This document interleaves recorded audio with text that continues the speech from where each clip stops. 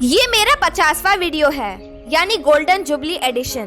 तो मैंने सोचा इस वीडियो में उन लोगों को ट्रिब्यूट देना चाहिए जिनकी वजह से मैं इस दुनिया में हूँ, और वो है मेरे आमा और बूबू यानी दादा और दादी। अगर वो नहीं होते तो ना पापा होते और ना ही मैं होती। तो आज का वीडियो आमा और बूबू को डेडिकेटेड है। और हाँ, इसके साथ ही आपको तीर्थाटन का मौका भी मिलेगा, क्योंकि मैं आपको चारों धाम दिखाऊंगी। हेलो फ्रेंड्स, आपने एक बात तो बार बार सुनी होगी कि हमें अपने बड़ों का कहना मानना चाहिए, इससे हमारा ही भला होता है। कम से कम हमारे लिए तो ये बात सही है। एक बार मेरी आमा पिथौरागढ़ के किसी ग्रुप के साथ बद्रीनाथ धाम की यात्रा के लिए गई। उसके बाद उन्होंने पापा से कहा कि बाकी 3 धाम की यात्रा भी करवा दे। तो पापा आमा को लेकर चले गए बाकी 3 धाम की यात्रा के लिए, और पीछे पीछे हम भी हो आए, और हमारी ये यात्रा शुरू हुई जगन्नाथ धाम से। इससे पहले कि मैं आपको जगन्नाथ धाम की तस्वीरें दिखाऊं, शुरुआत अपने राज्य यानी उत्तराखंड से ही करते हैं। आमा की 4 धाम यात्रा बद्रीनाथ से ही शुरू हुई थी। आमा अपने भाइयों और भाभीयों के साथ बद्रीनाथ धाम की यात्रा पर गई थीं। ये सारी तस्वीरें मेरी आमा और मेरे पापा के मामा और मामियों की हैं। और अब चलते हैं जगन्नाथ धाम।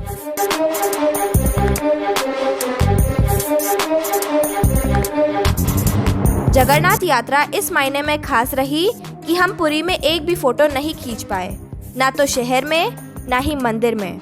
दरअसल हुआ ये कि हम लोग पुरुषोत्तम एक्सप्रेस से पुरी गए थे।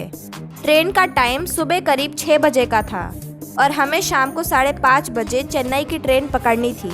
लेकिन पुरुषोत्तम एक्सप्रेस लेट हो गई और हम सुबह 6 बजे की बजाय शाम 3:30 बजे पुरी पहुँचे। भाग कर किसी तरह जगन्नाथ जी, बलभद्र और देवी सुभद्रा के दर्शन किए। ऊपर से मंदिर में कैमरा ले जाना भी अलाउड नहीं है, तो हमारे पास पुरी की एक भी फोटो नहीं है। खैर, एक बार आमा को गंगा सागर लेकर जाना है, और उसी ट्रिप में कोणार्क के सूर्य मंदिर और एक और बार जगन्नाथ धाम आएंगे। खैर, इसके बाद हमारा नेक्स्ट डेस्टिनेशन था रामेश्वर धाम। और यकीन मानिए, अब तक हम लोग जितनी जगह भी घूमे हैं उसमें से एक जगह रामेश्वर धाम है, जहां पर बार बार जाने का मन करता है। रामेश्वर धाम के बारे में तो बताने की जरूरत नहीं है।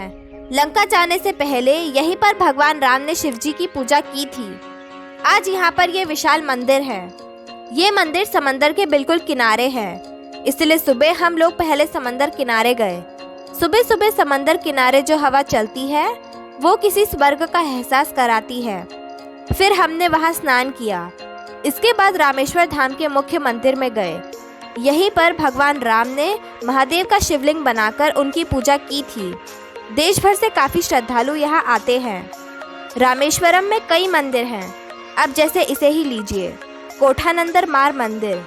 यहीं पर भगवान राम ने विभीषण का राज्याभिषेक किया था, वो भी लंका जाने से पहले।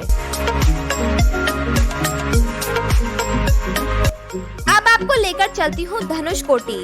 इस जगह का इतिहास बताने से पहले यहाँ के नज़ारे देख लीजिए।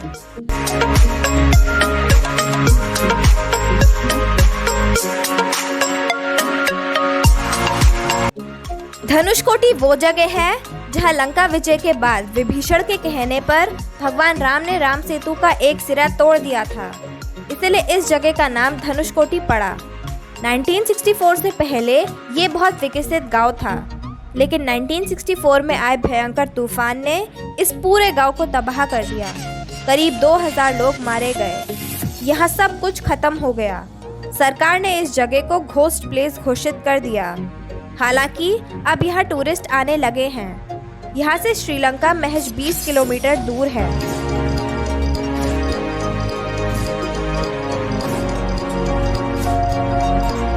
अब आपको पब्बन ब्रिज लेकर चलती हूँ, क्योंकि 1964 में जब यहाँ तूफान आया था तो पूरी ट्रेन ही डूब गई थी। 120 यात्रियों के साथ ट्रेन इस समंदर में समा गई। सभी यात्री मारे गए। इसी के बाद यहाँ पर मजबूत ब्रिज बनाया गया, और यकीन मानिए, जब ट्रेन इस समंदर पर बने पुल के ऊपर से गुजरती है तो अद्भुत नज़ारा होता है। हम भी इस पुल पर खड़े हुए।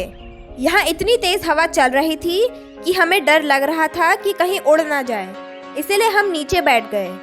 इसके बाद हम लोग उस जगह गए जहाँ भगवान राम ने माता सीता की प्यास बुझाने के लिए मीठा पानी निकाला। ये जगह समुद्र के बिल्कुल पास है। समुद्र का पानी खारा होता है, लेकिन इस कुएं का पानी मीठा है क्योंकि भगवान राम ने बाण मारकर पानी निकाला था। आखिर में हम former president APJ Abdul Kalam के घर गए, जिसे अब म्यूजियम में तब्दील कर दिया गया है।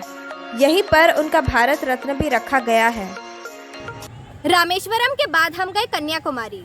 कन्याकुमारी में कोई फेमस रिलीजियस प्लेस तो नहीं है, लेकिन यहाँ का सनसेट और सनराइज बहुत फेमस है। इसके साथ ही विवेकानंद रॉक मेमोरियल को कौन भूल सकता है। एक और चीज़ जो कन्याकुमारी को सबका फेवरेट टूरिस्ट प्लेस बनाती है वो ये है कि ये इंडिया का आखिरी छोर है। आपने सुना होगा कि लोग कहते हैं कि कश्मीर से कन्याकुमारी तक भारत एक है, तो हमने सोचा कि क्यों ना एक बार भारत का दक्षिणी छोर देखने जाना चाहिए।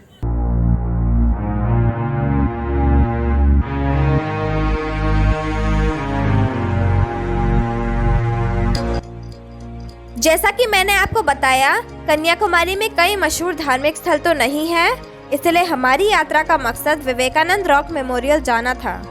हम लोग तो बड़ी बोट से यहाँ गए, लेकिन 1892 में स्वामी विवेकानंद स्विमिंग करके इस चट्टान तक गए।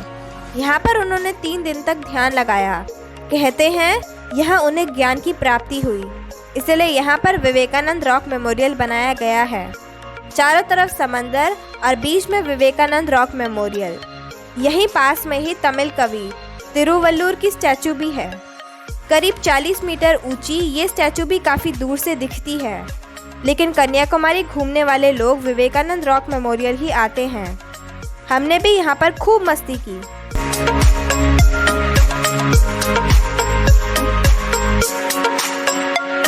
कन्याकुमारी एक और चीज़ के लिए फेमस है। राष्ट्रपिता महात्मा गांधी की अस्थियों का विसर्जन यहीं किया गया। माना जाता है कि यहाँ पर अरब सागर, बंगाल की खाड़ी और हिंद महासागर का पानी मिलता है, इसलिए इस त्रिवेणी में लोग अस्थियां विसर्जन करने आते हैं।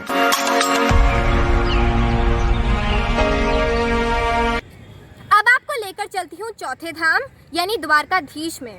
रामेश्वरम और कन्याकुमारी तो हम लोग 2013 में गए थे, लेकिन गुजरात की ट्रिप 2017 की है। इस दौरान हम लोग सोमनाथ, द्वारका, भुज, रण ऑफ कच्छ और अहमदाबाद गए। सबसे पहले हम लोग सोमनाथ गए, तो शुरुआत वहीं से करते हैं।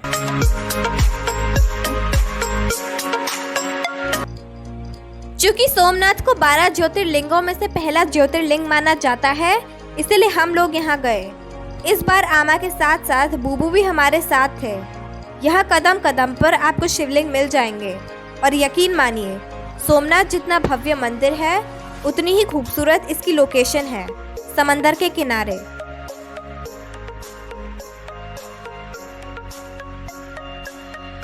सोमनाथ के बाद हम गए द्वारकाधीश, आखिरी धाम।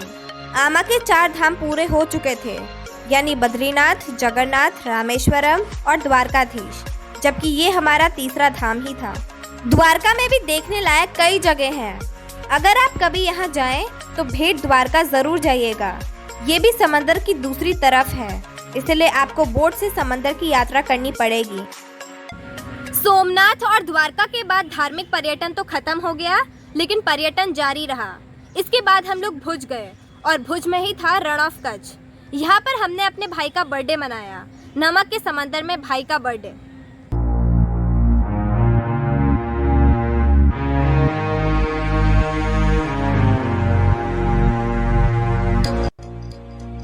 ये है रण ऑफ कच्छ। नमक का समंदर कहिए या नमक का रेगिस्तान। मूनलाइट में तो ये इतना अच्छा लगता है कि पूछिए मत।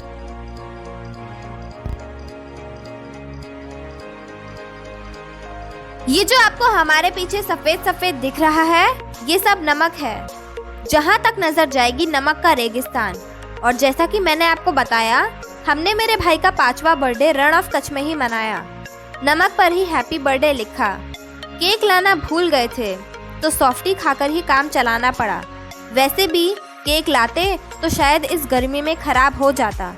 इसके बाद हम लोग आए अहमदाबाद, और यहाँ सबसे पहले हम गए साबरमती आश्रम। और ये रही मेरी फेवरेट फोटो, 3 कपल एक साथ, महात्मा गांधी, कस्तूरबा गांधी, आमा, बूबू, पापा और मम्मी। इसी के साथ आमा की 4 धाम यात्रा पूरी हुई, लेकिन हम सिर्फ 3 धामों पर ही जा पाए। अभी बद्रीनाथ बचा है। अब लगता है कि बद्रीनाथ और केदारनाथ का प्लान एक ही साथ बनाना पड़ेगा, लेकिन केदारनाथ तक जाने के लिए बहुत चलना पड़ता है, इसीलिए लगता है कि कुछ साल इंतज़ार करना पड़ेगा। आप लोग इन चारों धाम में से कौन कौन से धामों में गए हैं, कमेंट बॉक्स के थ्रू ज़रूर बताइएगा।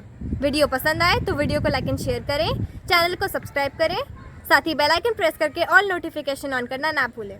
Thanks for watching.